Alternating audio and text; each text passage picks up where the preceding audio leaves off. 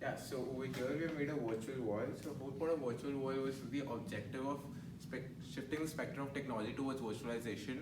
Right now all the countries are focusing too much on making physical reinforcements towards their borders and spending more and more on human capabilities for and physical obstructions towards their borders. Whole point of virtualization was that now we can detect when someone's trying to come in and we're able to know who's coming in, when's coming in, and where exactly is, which reduces the need for patrolling.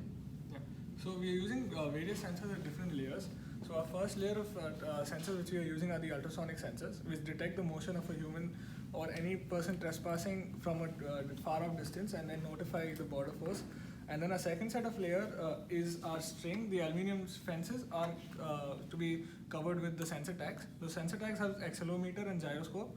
So any harsh movement on the string will always send data to this accelerometer and gyroscope, and then we'll get data along with to the border force. And then for the third layer, for extra accuracy and precaution, we're using laser.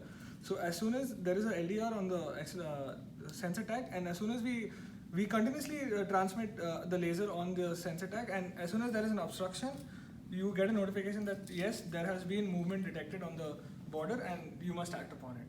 The good part about using laser and not any other sort of technology is that first of all, laser goes for a long distance without changing its intensity. So for different ones, you don't have to recalibrate each of the sensor tags separately. As long as laser hitting the sensor tag, you can know. Further, if you're using the laser, you can always make it go on and off at a certain frequency, which can be very difficult to cheat with. If you just have any other ultrasonic sensor or any other sensors, that are usually relatively easier to cheat with using sometimes mirrors and sometimes different sorts of physical obstructions, whereas in a laser which goes on and off at, let's just say 100 hertz, so, and the sensor is able to detect 100 hertz, it's very difficult to cheat with or create another one.